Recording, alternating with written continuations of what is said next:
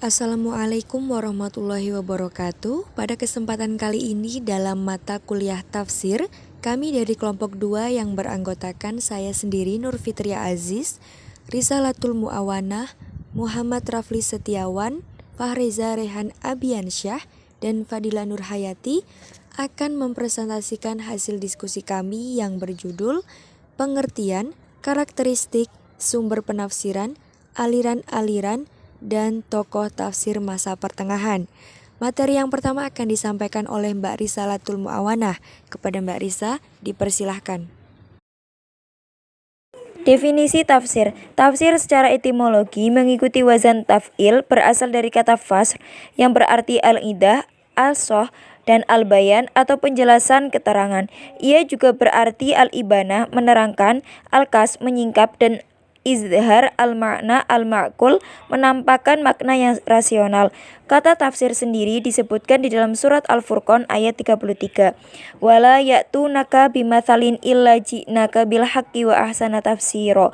Artinya, dan mereka tidak membawa kepadamu sesuatu kata-kata yang ganjil untuk menentangmu, melainkan kami bawa. Perkembangan tafsir masa pertengahan. Perkembangan tafsir abad pertengahan dimulai sejak abad ke-9 Masehi hingga abad ke-19 Masehi. Pada abad ini, perkembangan ilmu pengetahuan berada pada masa keemasan atau The Golden Age. Perkembangan penafsiran tidak lepas dari perkembangan ilmu pengetahuan pada saat tafsir tersebut ditulis. Tafsir kemudian syarat dengan disiplin-disiplin ilmu yang mengitarinya dan kecenderungan teologis. Terlebih bagi sang mufasir, Al-Quran pun seringkali dijadikan untuk melegitimasi kepentingan-kepentingan atau aliran. Selanjutnya, karakteristik tafsir abad pertengahan. Yang pertama, pemaksaan gagasan pribadi kepada Al-Quran. Maksudnya, bahwa pada zaman ini banyak kitab tafsir dibuat untuk kepentingan sendiri, sehingga adanya beberapa ayat yang tidak berhubungan dipaksakan ke dalam satu konteks. Sebagai contoh, penafsiran dari Al-Jassas yang menghubungkan Quran Surah Yusuf ayat 26 berbicara tentang pengalaman pribadi Nabi Yusuf dengan Quran Surah An-Nisa ayat 80 yang berbicara tentang harta rampasan perang. Yang kedua, bersifat ideologis. Penafsiran didasarkan kepada paham, aliran atau sekte keagamaan.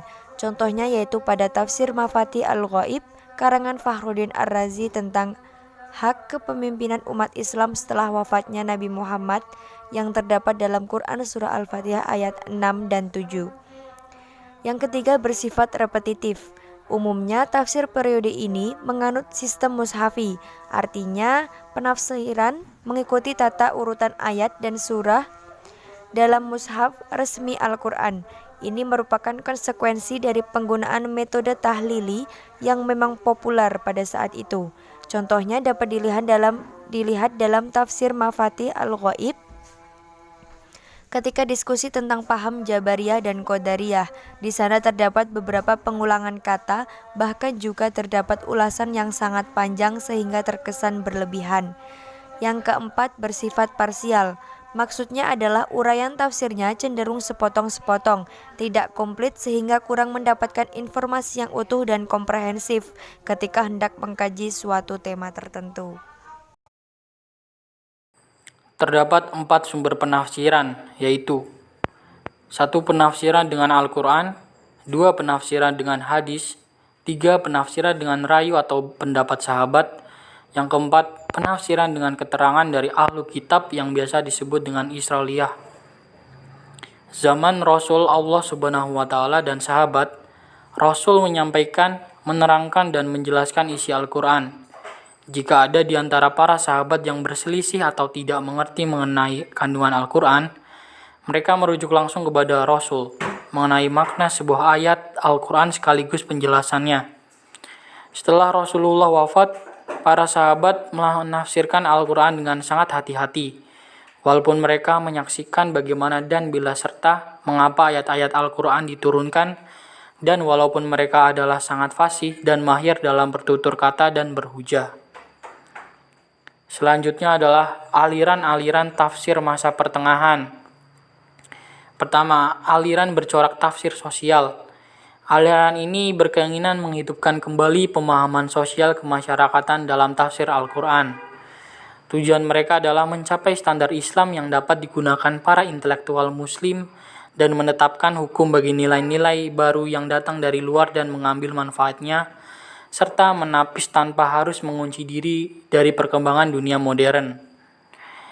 Inilah yang kemudian hari dikenal dengan sebutan corak tafsir sosial yang dipelopori oleh Syekh Muhammad Abduh dan muridnya Syed Rashid Ridho dari Madrasah Pemikiran Tafsir Al-Manar.